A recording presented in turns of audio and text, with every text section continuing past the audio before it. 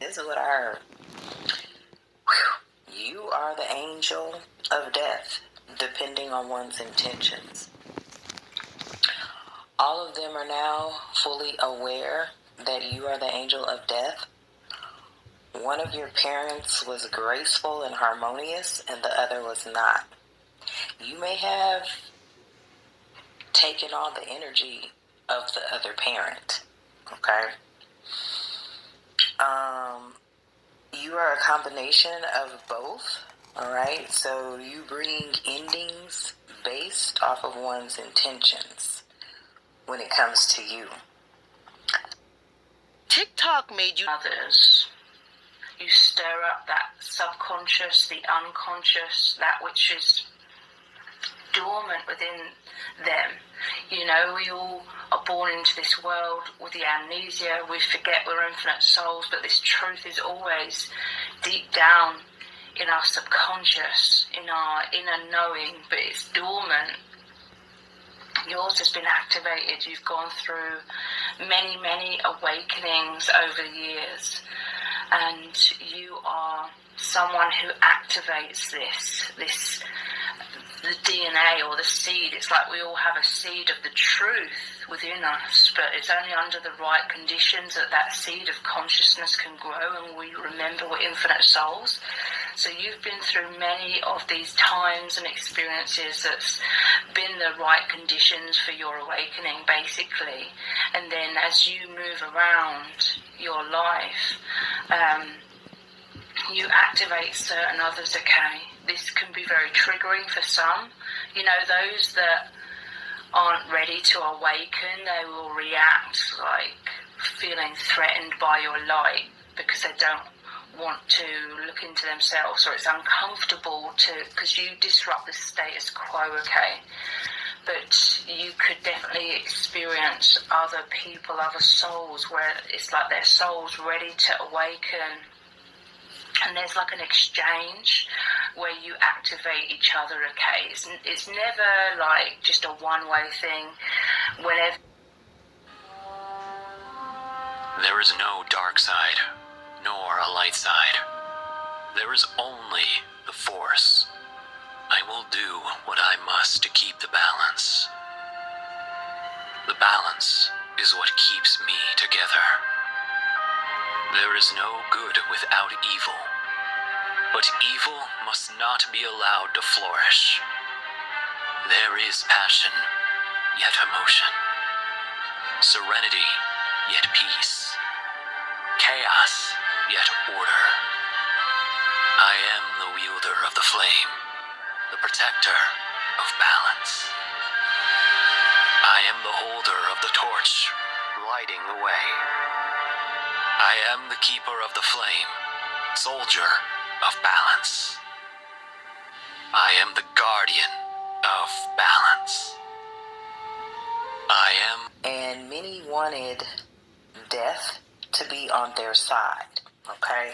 So you may have been an energy that brought endings to things, especially I'm hearing when they challenged your authority or when they challenged something pertaining to you.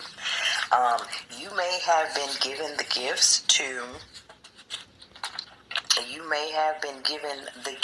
to bring about endings based off people's intentions, all right? So let's just get into this message, okay? What is this message about? Tell me, what are the intentions that you bring endings to, or that whoever's resonating with this message brings endings to? Spirit, please and thank you.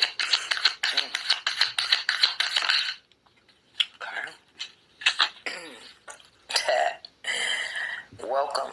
I offer an open door, a warm invitation to step into a space where you are embraced and valued, okay? So this is giving me the energy that anybody that doesn't welcome you into a space, family, where you are being embraced and valued, you may bring endings to them. This is giving me the energy of people not wanting you in an authoritative position. Okay, this is when you, they're finding out, as the message at 2:44, they're finding out that the message is if they don't welcome you, then that could be an ending to them. Okay? Ugh. Lot of lies sat around this dinner table here tonight, but that you can't believe. Okay? Ugh. As it says, I offer an open door to warm invitation to step into a space where you are embraced and valued. So I feel like for those of, as it says, I offer an open door to somehow dethrone you from whatever this energy is, because I feel like it's an energy where you have been welcomed into possibly a society. Okay? And they may not have approved of it or wanted it. And those who were opposing this, yeah, look, anybody that was meddling with that, any meddler, okay? So you bring endings to meddlers, okay? It says I may step in and try to influence or control your life. I'm certain I know best. Anybody like that? Anybody who acts friendly, but truly they are not, okay? It says I come with warmth and good intentions, bringing joy and light into your life. Anybody that, and this is giving me the energy that is like fake with it, okay? I'm picking up on energies here that, may have acted as if they were, in agreement of you being a part of some society or a part of some sort of social group or just a part of whatever this energy is. Anybody that doesn't welcome you and meddles with this authoritative position or this authoritative energy, and with the friendliness being fake with it, I feel like, they're out here apologizing at this time. I feel like somebody didn't realize that you may be more seasoned than they thought.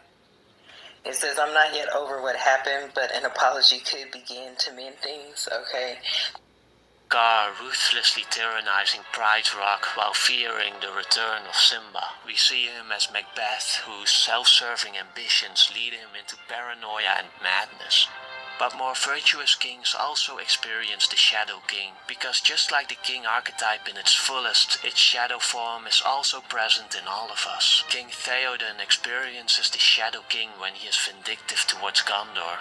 If the beacons of Gondor are lit, Rohan must be ready for war. Tell me, why should we ride to the aid of those who did not come to ours? And when General Patton visits a hospital and encounters a traumatized soldier, he is briefly confronted with his own weakness and lashes out violently. Send him up to the front! You hear me? You goddamn coward!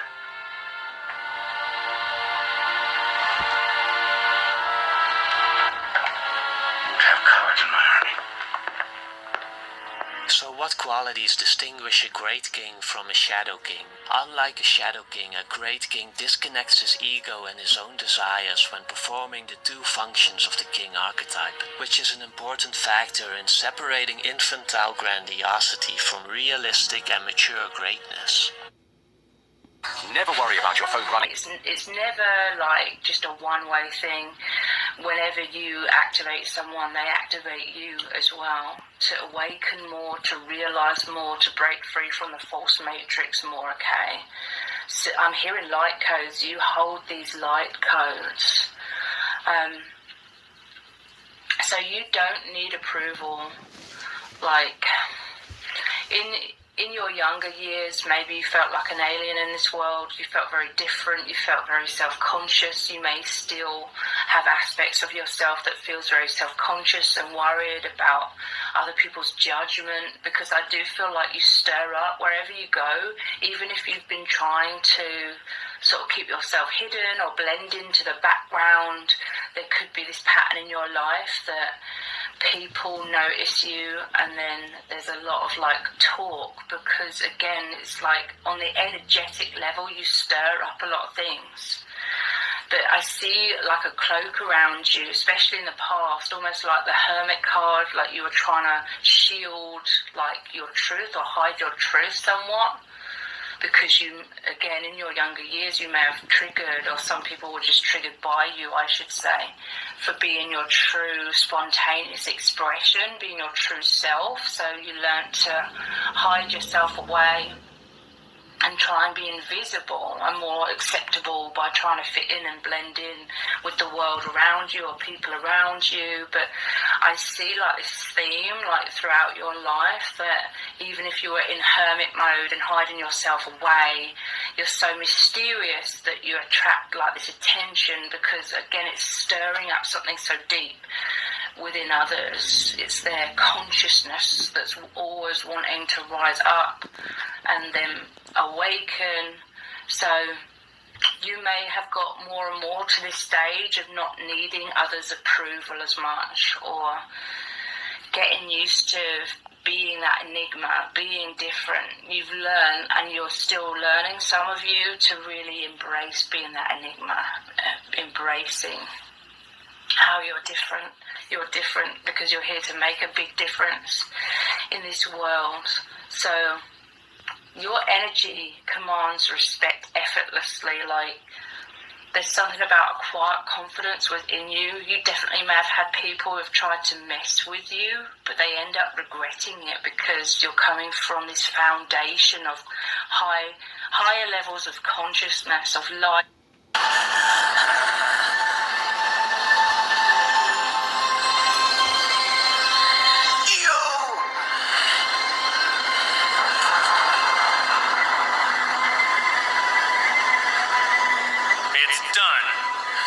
What are you saying? You just said it was done. What does that mean? Your energy is decreasing with every blow. You're not even a challenge to me anymore. It wouldn't be fair for me to keep fighting you. I'm satisfied now. Your pride has been torn to shreds. You've challenged and lost to a fighter who is superior to you. And to make it worse, he was just a monkey, right? You've got two teething babies. To mend things, okay? These could be the people that were opposing, welcoming you into who you truly are. Like I said, some of you have a parent that is graceful, harmonious, tranquil. Some of you have a parent that is not. Many of you have embraced both of those attributes from your parent. This is giving me the energy of you being very, calm, collected. You do not act out hastily. It's almost as if, someone has to push you into invoking your spiritual gifts when it comes to being this angel of death. Some of you are actually really, and they say earth angels, right? Now, this is just what I heard when I said earth angels. When they say earth angels, everybody thinks of the light. You might be an earth angel of the dark. Thank you, Lord, because my eyes are found. I love you, so they hate me. And I know these guys are around. But you sound the horns every time to let me understand that I'm on your mind. They think they got plans, but everybody's on your time. And since you live in a dimension where it doesn't exist, this is how I know you're always on time. This is why you're always on mine. Thank you for carrying me through the tough times when I was hungry. Let me know you don't need to eat every day to grow. Stand tall even when your mind feels stumpy. I feel love because you need and want me. Steered me away from them wild bulls on the corner that want to jump me. Gave me spider senses in my 20s. Walking around with a chip on my shoulder and my heart on my sleeve. Stuck around weird junkies. They addicted to pain, addicted to fame. They weird flunkies. Your presence is a present like the present. A blink of an eye, a moment in time. I'm the past, present, and the future. A moment of mine. And this moment is mine. To give thanks to the Most High that I get for every moment in time. Easy. Of the dark. Okay. Tell me more, Spirit. Yeah. These meddlers were very dishonest because they already knew who you were. It says here, I will withhold information from you for your own benefit. At least that's what they thought. Maybe they thought they were withholding information from you that you were already privy to. Maybe you just never wanted to step into that energy until you had to.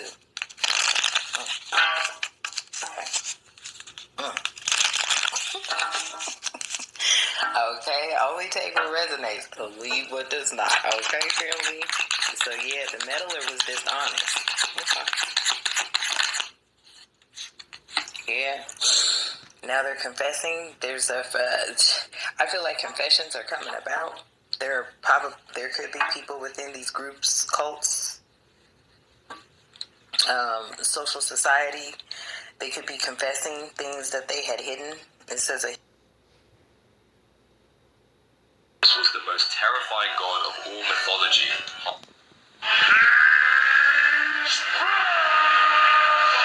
This is why Anubis was the most terrifying god of all mythology.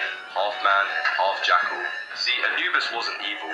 He didn't chase people with fire or punish them with pain. He was calm, silent, precise. When someone died in ancient Egypt, they believed your soul had to pass a final test in the Hall of Truth. There, Anubis would take your heart, believed to hold all your thoughts, memories, and secrets, and weigh it against a single feather. Not gold, not treasure, just a feather. The feather of Ma'at, which stood for truth and justice. If your heart was light, you passed, you were pure. But if it was heavy, it meant your soul was full of guilt, lies, or cruelty. And then came the part that makes Anubis so terrifying. He didn't send you to suffer. He didn't scream or rage. Instead, he fed your heart to Amit, a monster made from crocodile, lion, and hippo. And just like that, your soul was gone. No afterlife, no second chance. You didn't go to hell. You just stopped it. This is what... You don't exist anymore.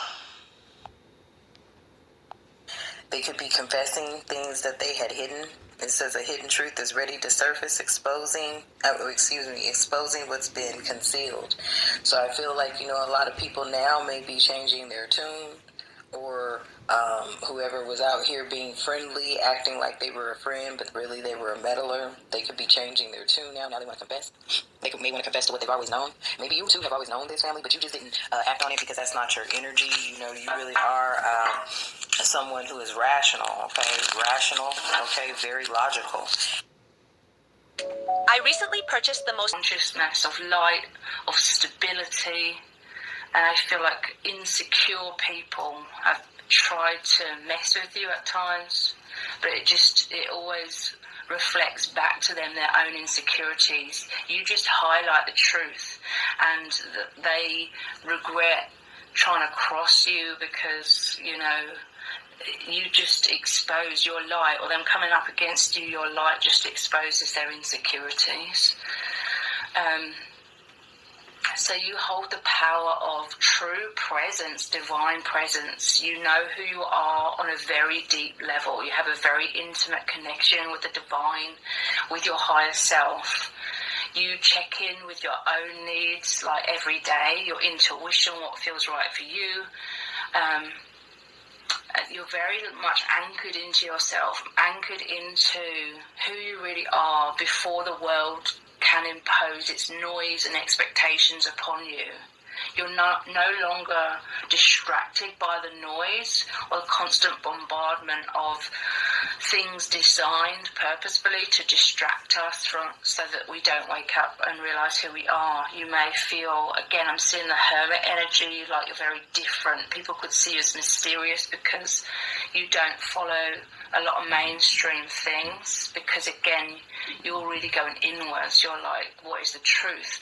You're very like fascinated, and it just feels so right to connect inwards and observing, observing the energies, observing your intuition, observing this false matrix and other people. It may be because you felt under threat, you had to hide yourself away, so you were hyper vigilant. That's massively assisted you in becoming very discerning as well, like picking up on things. To say you can read between the lines is an understatement, okay? You're very sensitive, psychic, intuitive. And this has all massively benefited you in terms of you being able to awaken and see and predominantly feel the truth. Like you could read people's energies as well. So those who have ill intentions but are trying to fit in and pretend that they're nice people in society, it's like deep down they just know that you can see the truth, you can see beyond their mask. I do also feel like this is why you've drawn a lot of deep connections into your life as well, because a lot of people are feeling really, really weighed down under the weight of their masks that we all create from childhood onwards to protect ourselves in this harsh world, in this harsh false matrix. And there's other souls, those that are ready and destined to awaken, who have been dying to feel truly seen, been dying to be supported, okay, because they felt all alone. They honestly believed, a part of them believed they're all alone and they're the only one that's experiencing this. This is other empaths, okay? So I know what it's like to be someone's punchline, to be a pawn in someone else's twisted game. But let's get one thing clear. They hurt you. But they'll never get the chance to do it again. Want to know why?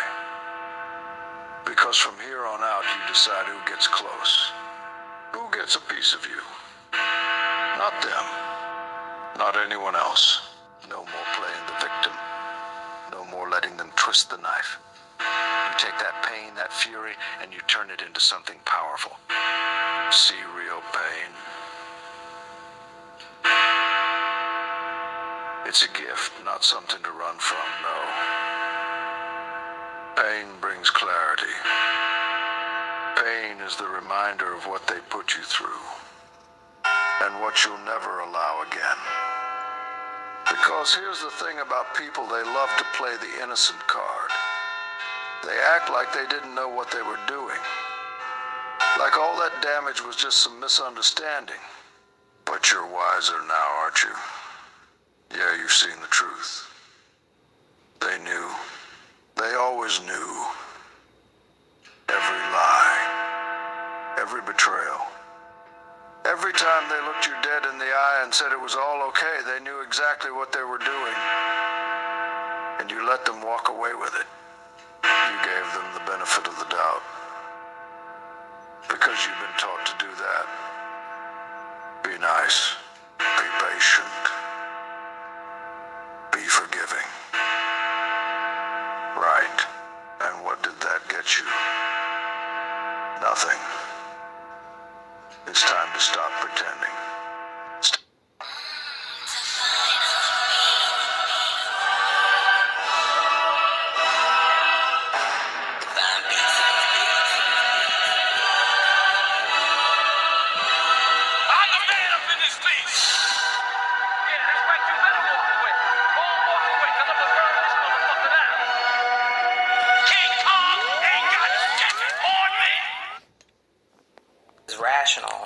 Rational, okay, very logical. You do not lean towards the energy of the angel of death unless necessary, is what I'm hearing.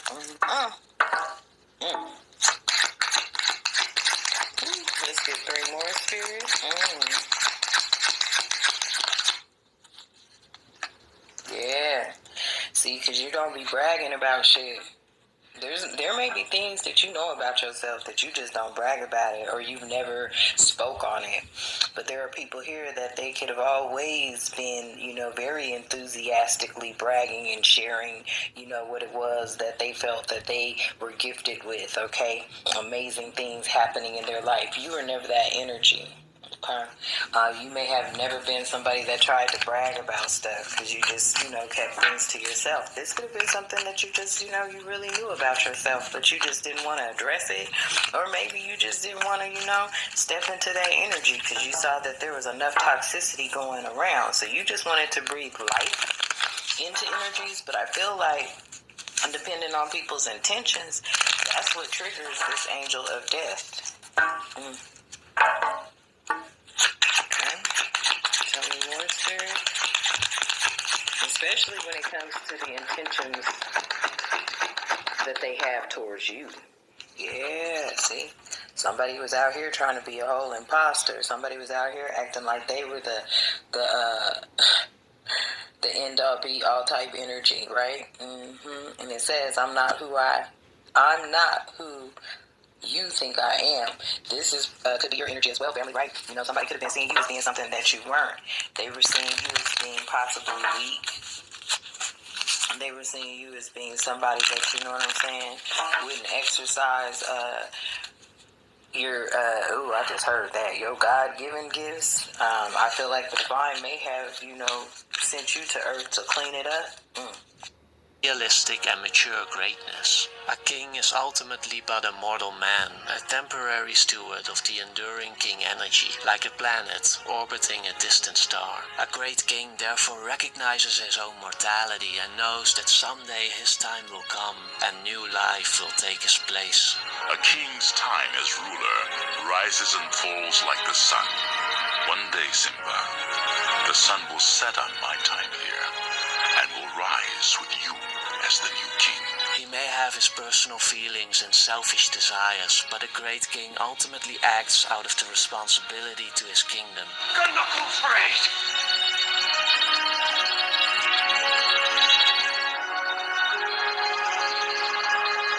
And Rohan will answer. For it is here that his transpersonal commitment lies, a devotion beyond himself and beyond his own ego, a reminder to the great king that he too is a servant to something higher. When a king accesses the king energy in its fullest, he brings qualities of calm, centeredness, integrity, and life force to himself and his kingdom, just like we too can access the king archetype and invite these qualities into our lives. In fact, being out of touch with this energy and giving the power over our lives to others can lead to catastrophic consequences, as those we make our kings may lead us into abuse, madness, and death. But when we access the king energy correctly, we will hear ourselves speak from an inner authority. We will recognize others as full persons and have the capacity to care for them deeply and genuinely. The great king today is a man who inspires passion in his subjects, who recognizes their fears and struggles and tells them it's okay. 10 things you should know before buying the Okay. So, people are very intrigued by you. They stare at you at times and they wonder what's going on, what is this energy. They feel something deep within them that is activated within them in your presence. Let's look at some cards. They want to know more, okay? They're like, what is this energy? What are you about? They feel, some people, they really feel pulled into your energy. And again, depending on whether they're a healthy individual or if they're toxic, toxic people, they can become obsessed because they feel this envy. They may not even know where it's coming from. Because it's like they feel you have the audacity to be your true self and your type energy for whoever's message this is, whoever's resonating with this message. Okay. Tell me more.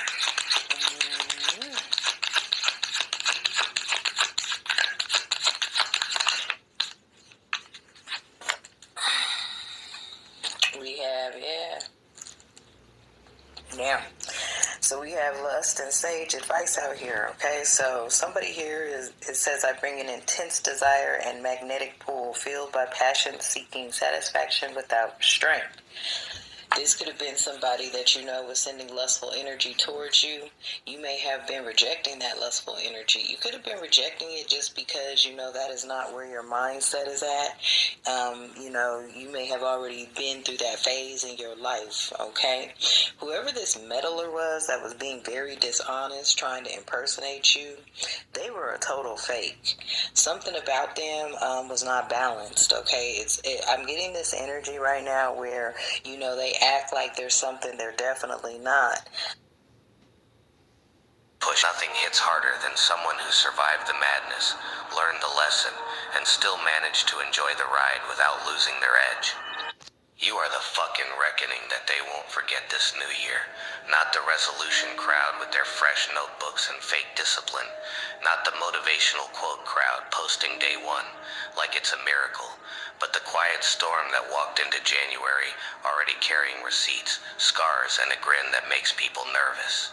They thought the calendar flip would reset you back to manageable, polite, grateful, small, but instead it sharpened you like the universe tapped your shoulder and said, all right, go ahead, ruin their expectations for sport. You didn't come into this year healed. You came in dangerous, stitched together with spite, humor, and a memory that never forgets who tried to play you stupid.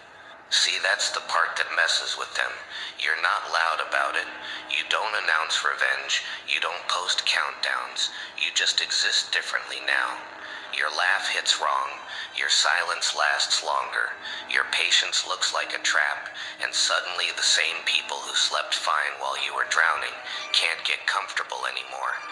They swear you changed, like it's an insult, like growth wasn't forged by being cornered, underestimated, laughed at, and still getting back up with a crooked smile and a plan. You didn't turn bitter, you turned precise, and that scares the hell out of folks who survive on chaos, but can't handle consequences. This new year isn't about fresh starts, it's about unfinished business, finally learning your name. It's about you walking past old doors without even touching the handle, watching people panic because they built their whole personality around you, staying stuck in last year's version. They wanted you tired, distracted, chasing approval, apologizing for being intense, but now you're calm in a way that feels illegal. You don't argue anymore, you observe. You don't explain, you execute. And every time they try to bait you into the old you, all they get back is that look. The one that says you already ran the numbers, and they don't end well. And yeah, it's funny as hell when you think about it. So the other day, I was scrolling. And yeah, it's funny as hell when you think about it. Because they thought the pressure would break you, thought the stress would fold you, thought the isolation would humble you into silence. Instead, it gave you clarity, gave you timing, gave you the ability to smile while the room realizes they misjudged the whole situation. You're not here to prove anything. You're here to collect outcomes. And nothing rattles insecure people more than someone who doesn't need applause to move mountains. So let them toast to a new year, pretending nothing's changed. Let them recycle the same promises, the same fake optimism, the same shallow confidence. You're the fucking reckoning they won't forget. Not because you're loud, but because you're inevitable. You're the reminder that survival turns into power when mixed with patience and a twisted sense of humor. And when this year is done, and they're looking back trying to figure out where everything shifted, where control slipped, where the balance tipped, they're gonna remember this feeling right here, the moment they realized you weren't just still standing, you were coming. And the wild part is you didn't even mean to become this version. You were just trying to breathe without someone stepping on your chest, trying to live without constantly explaining yourself to people committed to misunderstanding you. Somewhere between the sleepless nights, the fake smiles, the quiet rage you swallowed just to keep the peace, something snapped clean instead of breaking messy. That's when the chaos got organized, when the noise in your head turned into strategy, when the jokes got darker and the patience got surgical. You stopped asking why me and started asking how far, and that's a dangerous shift for anyone who built their comfort on your confusion. They still test you though, because habits die loud and stupid. They poke. They sneak comments in like little knives wrapped in humor. They watch to see if you'll flinch, if you'll revert back to the version they could predict. And you let them try, because there's nothing funnier than watching someone realize mid-sentence that the power dynamic changed and nobody sent a memo. Your reactions are delayed now, controlled, almost polite, and that restraint feels louder than any outburst ever did. You're not calm because you're weak. You're calm because you already know how this ends. This year isn't about burning bridges. It's about letting people cross themselves off the map. You don't need dramatic exits or villain speeches. Life does the unfollowing for you when you stop lowering yourself to fit in rooms built too small.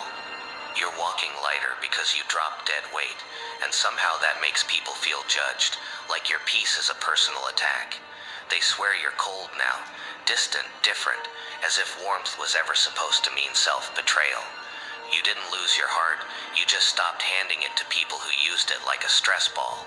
And when things start clicking for you, when the money moves, the opportunities line up, the confidence settles in your posture instead of your mouth, that's when the real panic hits. That's when they start rewriting history, pretending they always supported you, always believed, always knew you'd win. You don't correct them, because watching someone lie to themselves is a free show, and you've already paid enough admission and pain. You let results talk, because success has a tone that doesn't need translation. So keep your head down and your humor sharp, keep moving, like someone who knows the storm already passed, and what's left is just the echo. You're not chasing the new year. It's trying to catch up to you. You are the fucking reckoning they won't forget. Not because you destroyed everything, but because you survived it, learned from it, and came back refined instead of ruined. And that, more than anything, is what makes people remember your name long after the confetti's gone and the noise dies down. And the comedy in all of this is how serious they still take themselves while you've learned to laugh in the middle of the mess. They're out here making vision boards and panic refreshing their horoscope, while you're casually dismantling expectations with a coffee in one hand and unresolved trauma in the other. They keep asking what your secret is, what book you read, what mentor you hired, and you're like, nah, I just got tired of lying to myself and letting idiots rent space in my head for free. Turns out, honesty is cheaper than therapy, and way more effective. They swear you're lucky now. Like luck just randomly trips over people who survived hell with jokes instead of tears. They didn't see the nights you stared at the ceiling bargaining with your own sanity. The moments you almost snapped and then decided, nah, not today. I'm not giving these clowns the satisfaction. Now every win looks accidental to them. Every calm decision feels unfair. Every smile feels suspicious. They can't stand that you're not bitter, that you're not